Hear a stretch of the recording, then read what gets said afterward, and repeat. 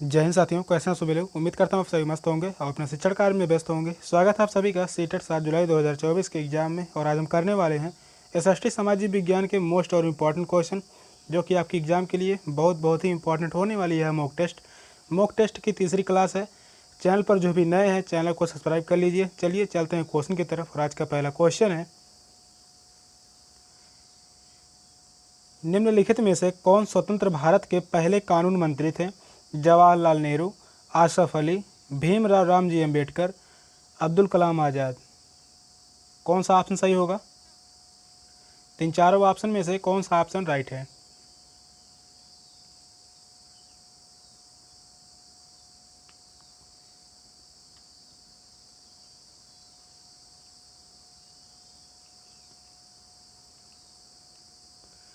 Question कह रहा है स्वतंत्र भारत के पहले कानून मंत्री कौन थे।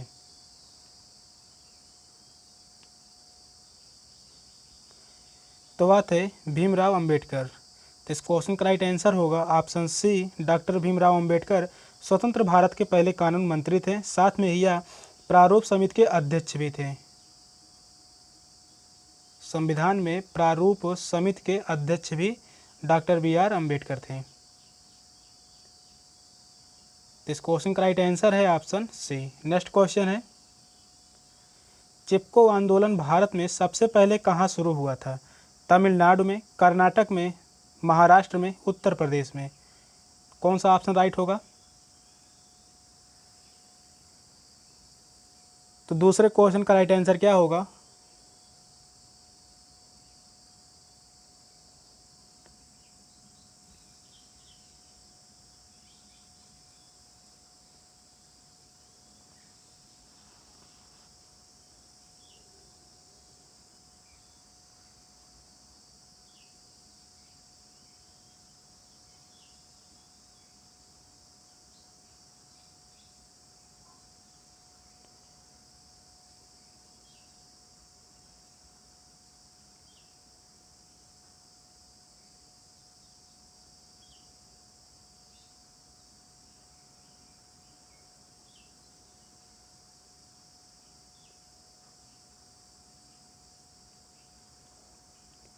चिपको आंदोलन भारत में सबसे पहले उत्तर प्रदेश राज्य से शुरू हुआ था। तो इस क्वेश्चन का राइट आंसर है ऑप्शन डी, उत्तर प्रदेश। चिपको आंदोलन जो है यह शुरू हुआ था उत्तराखंड के चमोली जिले से। कहाँ से शुरू हुआ था। उत्तराखंड के चमोली जिले से। कब शुरू हुआ था। तो यह 1973 में शुरू हुआ था। चिपको आंदोलन 1973 में शुरू हुआ था और 1973 में उत्तराखंड उत्तर प्रदेश का ही हिस्सा था। तो इस कारण जो है इस क्वेश्चन का राइट आंसर होगा ऑप्शन डी, उत्तर प्रदेश। अगर ऑप्शन में उत्तराखंड होता तो आंसर जो होता उत्तराखंड। सुंदरलाल बहुगुणा चिपको आंदोलन के प्रमुख नेता थे। चिपको आंदोलन के प्रमुख नेता जो थे वह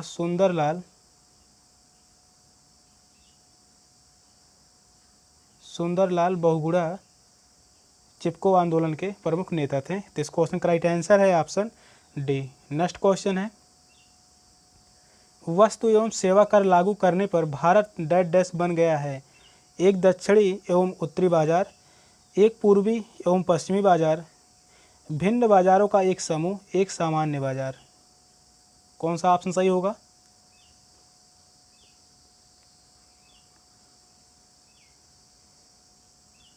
तो इन चारों ऑप्शन में से कौन सा ऑप्शन सही है।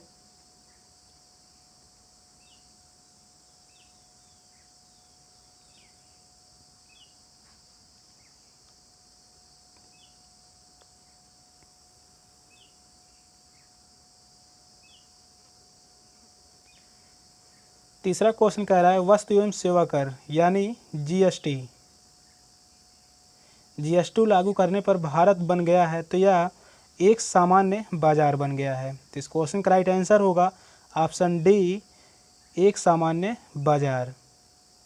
जीएसटी कब लागू हुआ था। तो वह 2017 में। नेक्स्ट क्वेश्चन है,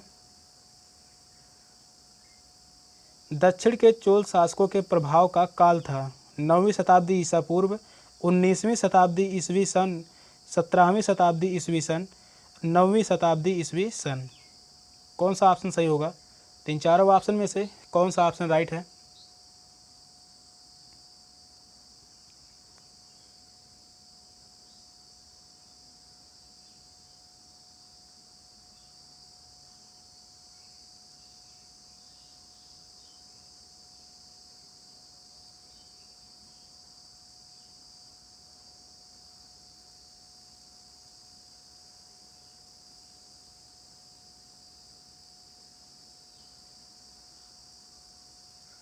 दक्षिण के चोल शासकों के प्रभाव का काल था 9वीं शताब्दी ईस्वी सन। तो इस क्वेश्चन का राइट आंसर होगा ऑप्शन डी, 9वीं शताब्दी ईस्वी सन। नेक्स्ट क्वेश्चन है, ब्रिटिश शासकों ने भारत पर लगभग कितने वर्षों तक शासन किया? 200 वर्षों तक, 100 वर्षों तक, 50 वर्षों तक, 500 वर्षों तक? कौन सा ऑप्शन सही होगा? यह क्वेश्चन काफ़ी आसान है, कौन सा ऑप्शन सही होगा?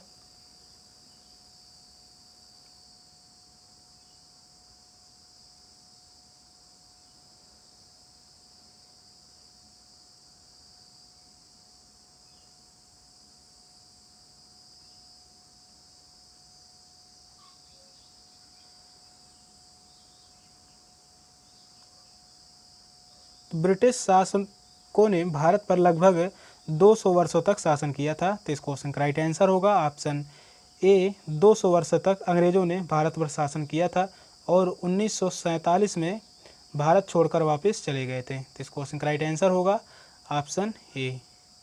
नेक्स्ट क्वेश्चन है, डैश डैश डैश साम्राज्य के शासनकाल को भारतीय सभ्यता का स्वर्ण युग कहा जाता है। तो वह कौन सा साम्राज्य था? गुप्त, हर्ष, बुद्ध, फोरस? कौन सा ऑप्शन राइट होगा?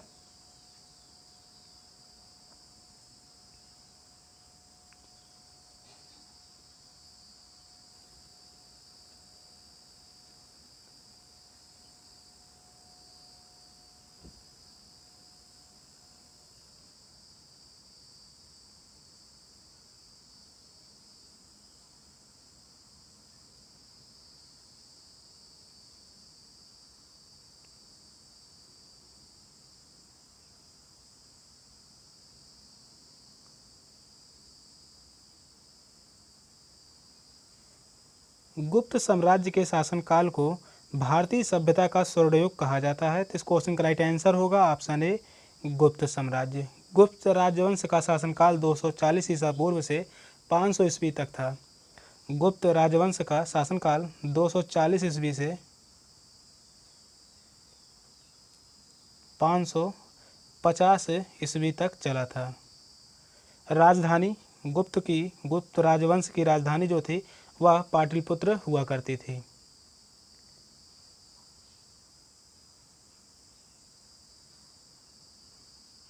पाटलिपुत्र हुआ करती थी। तो इस क्वेश्चन का राइट आंसर होगा ऑप्शन ए। नेक्स्ट क्वेश्चन है,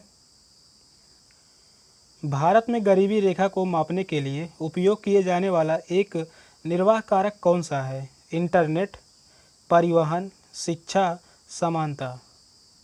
कौन सा ऑप्शन राइट होगा?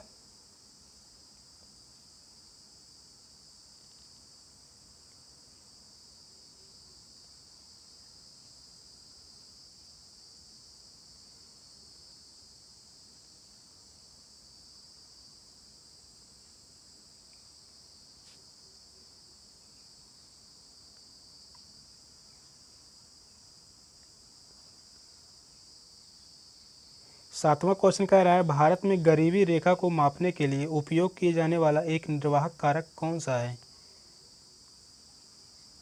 तो वह है शिक्षा। तो इस क्वेश्चन का राइट आंसर होगा ऑप्शन सी, शिक्षा। जिस समाज में शिक्षा अच्छी होगी वह समाज आगे होगा और जिस समाज में शिक्षा नहीं होगी वह समाज सबसे पीछे होगा। तो इस क्वेश्चन का राइट आंसर होगा ऑप्शन सी, शिक्षा। नेक्स्ट क्वेश्चन है, विश्व की सबसे गहरी झील कौन सी है? सुपीरियर झील, तंजानिका झील, बैकाल झील, वोस्तोक झील? कौन सा ऑप्शन सही होगा? तो विश्व की सबसे गहरी झील कौन सी है?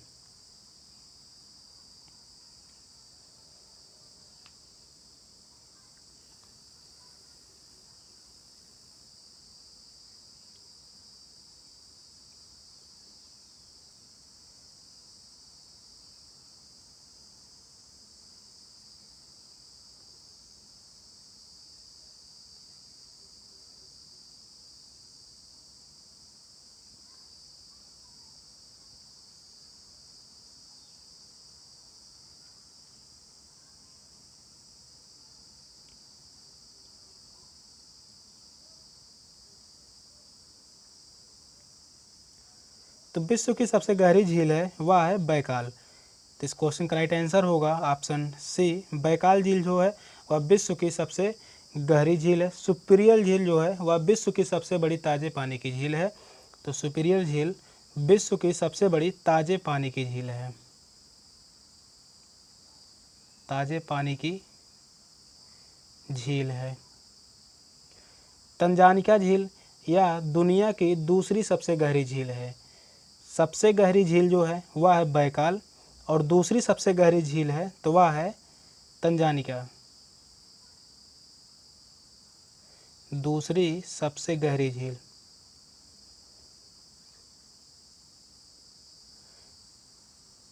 विश्व की दूसरी सबसे गहरी झील तंजानिका है और विश्व की सबसे गहरी झील जो है वह है बैकाल झील। तो इस क्वेश्चन का राइट आंसर है ऑप्शन सी। नेक्स्ट क्वेश्चन है, घूमरा लोक नृत्य का संबंध किस राज्य से है? तमिलनाडु से, पंजाब से, केरल से, ओडिशा से। कौन सा ऑप्शन राइट होगा?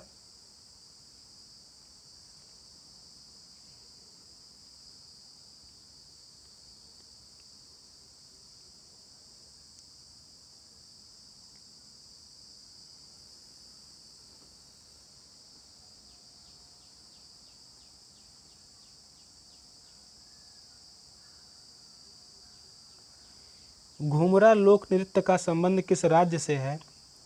तो वह है ओडिशा से। तो इस क्वेश्चन का राइट आंसर होगा ऑप्शन डी, ओडिशा का जो लोक नृत्य है वह है घूमरा। तो इस क्वेश्चन का राइट आंसर है ऑप्शन डी। तमिलनाडु का लोक नृत्य है भरतनाट्यम। यहाँ का जो फेमस लोक नृत्य है वह है भरतनाट्यम। पंजाब का भांगड़ा, पंजाब का लोक नृत्य है भांगड़ा। केरल का है मोहिनीअट्टम।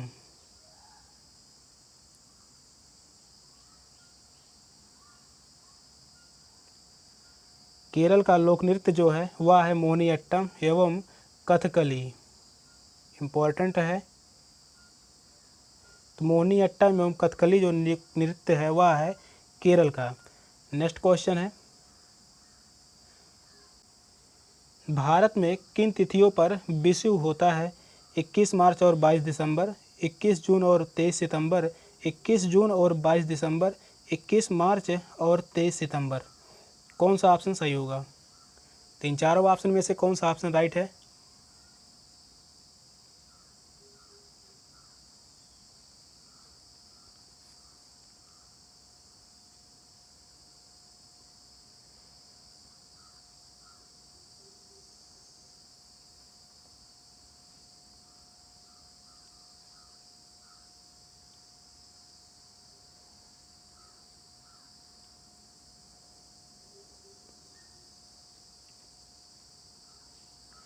क्वेश्चन कह रहा है भारत में किन तिथियों पर विषुव होता है?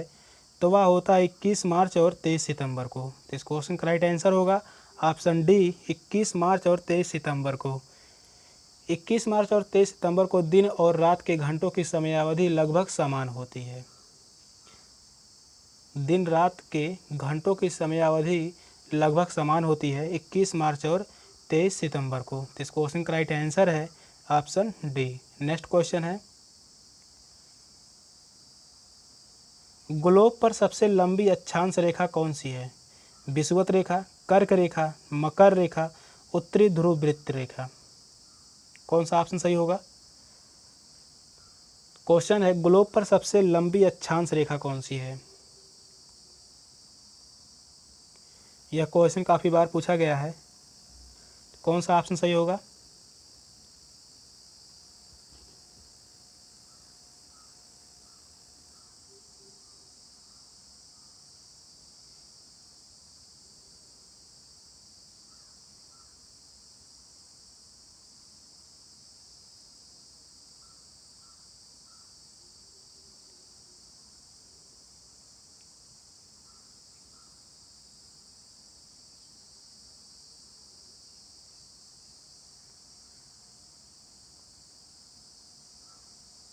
ग्लोब पर सबसे लंबी अक्षांश रेखा है वह है विषुवत रेखा। तो इस क्वेश्चन का राइट आंसर होगा ऑप्शन ए, विषुवत रेखा। चलिए एक बारी देख लेते हैं।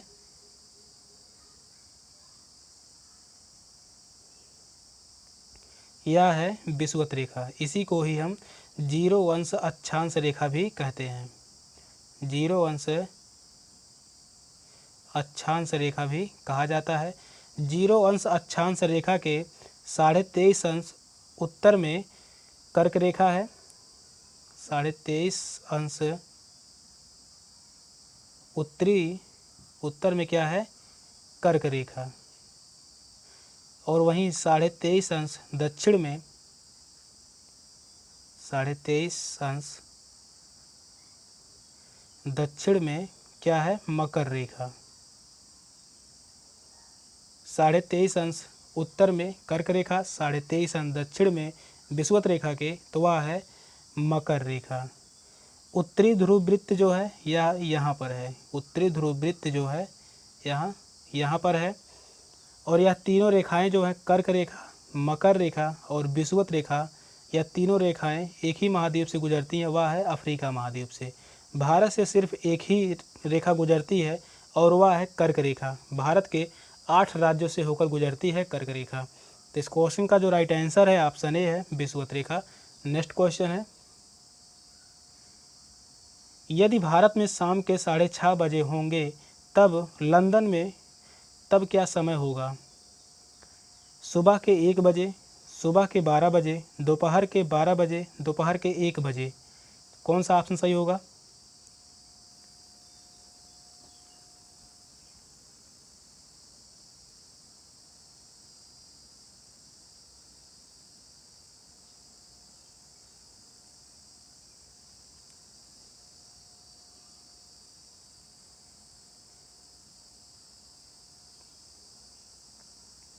क्वेश्चन जो कह रहा है भारत में शाम के 6:30 बजे होंगे तब लंदन में तब क्या समय होगा? तो लंदन और भारत के बीच जो समय रेखा का अंतराल है वह है 5.5 घंटा। कितने घंटे का अंतराल है? तो वह है 5.5 घंटे का। और 6:30 बजे में क्या करेंगे? 5.5 घंटा जोड़ देंगे। यहाँ पर होगा 0, 6 और यहाँ पर होगा 11।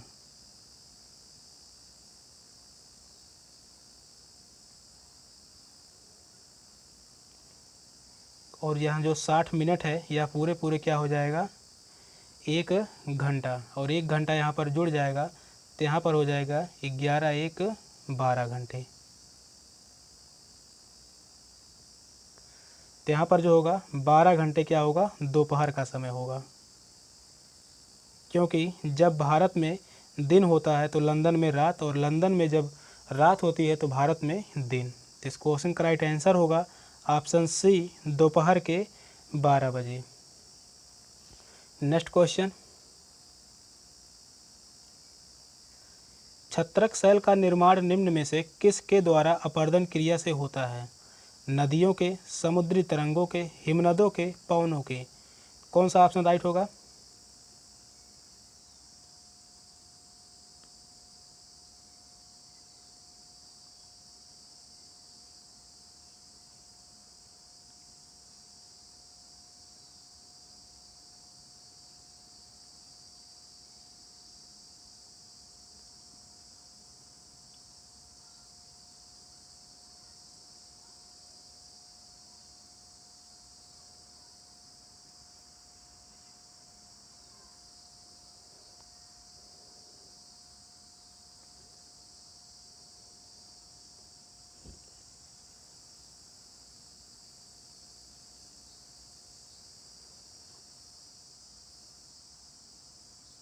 क्वेश्चन कह रहा है छत्रक शैल का निर्माण निम्न में से किसके द्वारा अपरदन क्रिया से होता है?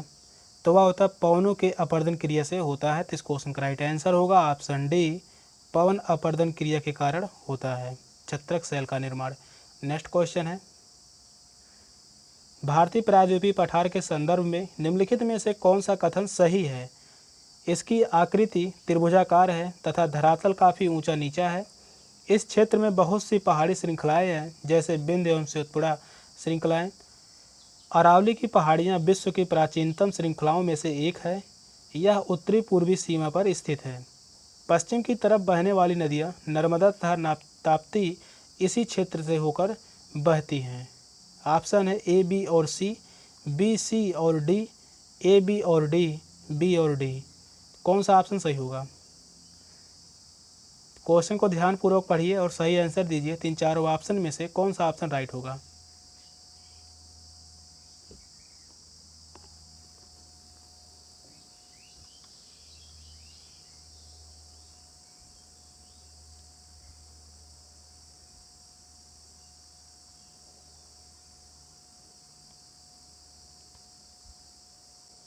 तो भारतीय प्रायद्वीप पठार के संदर्भ में 4 कथन दिए गए हैं। 3 कथनों में से कौन से सही हैं?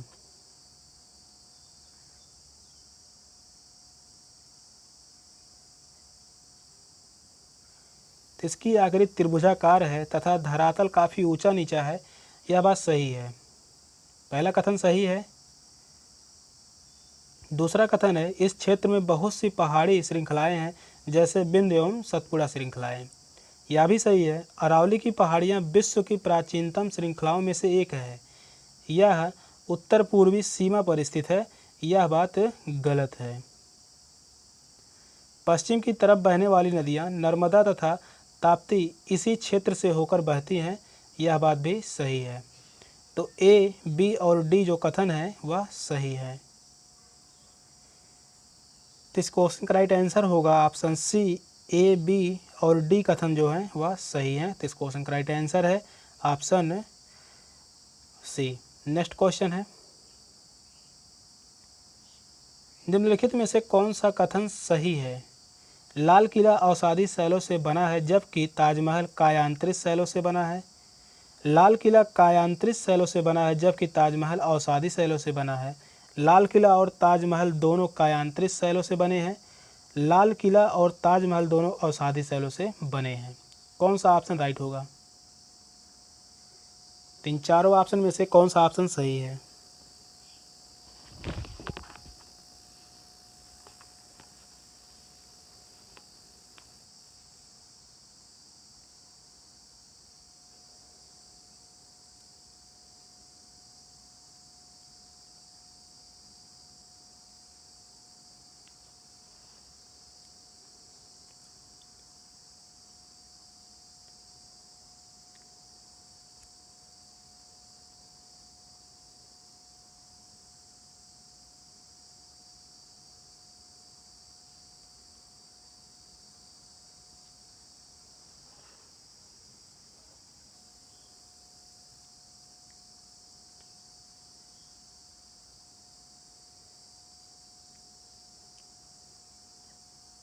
तो इस क्वेश्चन का राइट आंसर है ऑप्शन ए, लाल किला अवसादी शैलों से बना है जबकि ताजमहल कायांतरित शैलों से बना है। तो इस क्वेश्चन का राइट आंसर है ऑप्शन ए।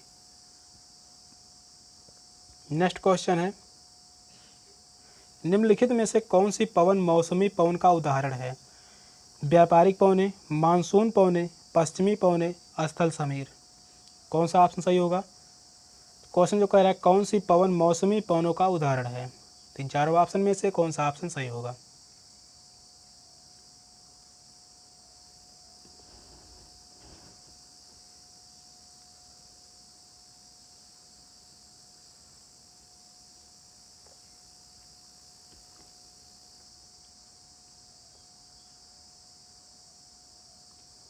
मानसून पवने मौसमी पवनों का उदाहरण है। तो इस क्वेश्चन का राइट आंसर होगा ऑप्शन बी, मानसून पवने। नेक्स्ट क्वेश्चन है, निम्नलिखित कथनों ए और बी पर विचार कीजिए तथा सही विकल्प का चुनाव कीजिए। कथन ए है, चाँद पर जीवित बच्चे रहने के लिए अंतरिक्ष यात्री को विशेष सुरक्षा पोशाक पहननी पड़ती है। कथन बी है, चाँद पर वायुदाब नहीं है और अंतरिक्ष यात्रियों के शरीर की रक्त सिराएं वितरित बल के कारण फट सकती हैं। ऑप्शन है दोनों ए और बी सही है और बी ए की सही व्याख्या करता है। ऑप्शन बी है दोनों सही हैं किंतु बी ए की सही व्याख्या नहीं करता है। ए सही है किंतु बी गलत है। बी सही है किंतु ए गलत है। कौन सा ऑप्शन सही होगा?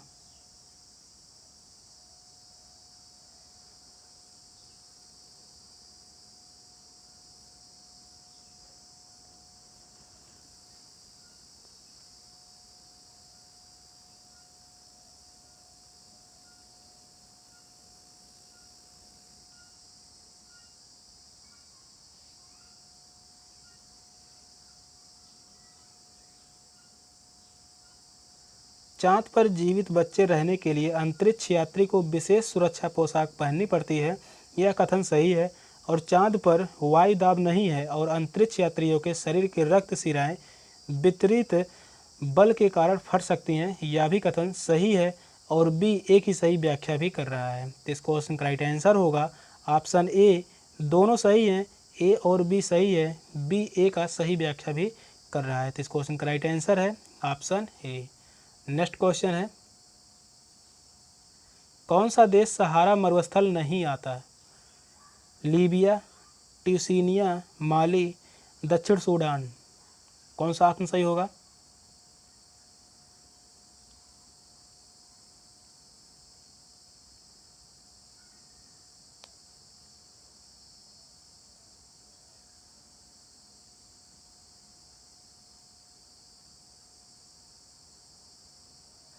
क्वेश्चन कह रहा है इन चारों ऑप्शन में से वह कौन सा देश है जो सहारा मरुस्थल से नहीं लगा हुआ है?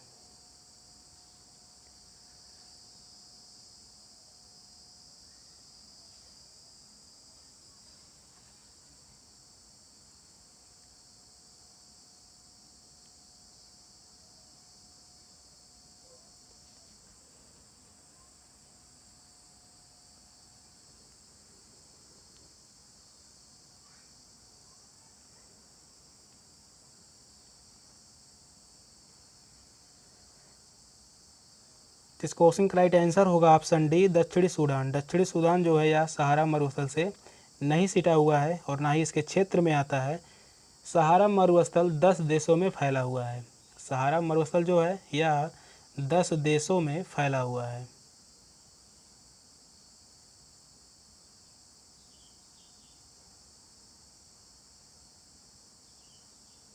वह 10 देश कौन कौन से हैं? पहला है Mali, Morocco, Mauritania, Algeria, Tunisia, Libya, Niger, Chad, Sudan और मिस्र जैसे देश शामिल हैं।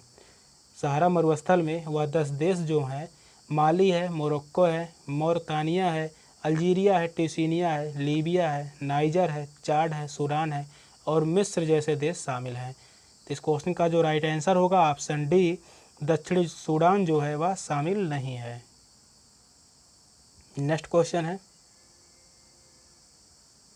तटीय प्रदेशों और शुष्क प्रदेशों में मृदा संरक्षण का सबसे उचित तरीका कौन सा है? मल्चिंग, चट्टानी बांध, रक्षक मेखलाएं, वेदिका कृषि। कौन सा ऑप्शन सही होगा?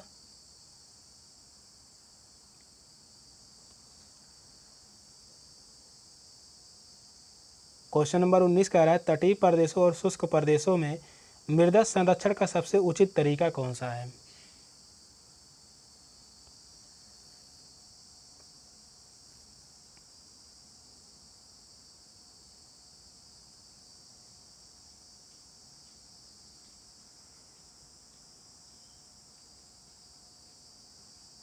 तो वह है रक्षक मेखलाएं। तो इस क्वेश्चन का राइट आंसर होगा ऑप्शन सी, रक्षक मेखलाएं। तो इस क्वेश्चन का राइट आंसर है ऑप्शन सी, रक्षक मेखलाएं जो है मृदा संरक्षण का सबसे उचित तरीका है। नेक्स्ट क्वेश्चन है, दिए गए विकल्पों ए और बी को पढ़िए तथा नीचे दिए गए उपयुक्त विकल्प का चुनाव कीजिए। कथन ए है संयुक्त क्षेत्र के उद्योगों का स्वामित्व व संचालन राज्यों और व्यक्तियों अथवा व्यक्तियों के समूह द्वारा होता है। कथन बी है अमूल डेयरी संयुक्त क्षेत्र का उद्योग है। ऑप्शन है ए और बी दोनों सत्य हैं। सेकंड ऑप्शन है ए और बी दोनों असत्य हैं। थर्ड ऑप्शन है ए सत्य है और बी असत्य है। फोर्थ ऑप्शन है बी सत्य है और ए असत्य है। कौन सा ऑप्शन राइट होगा?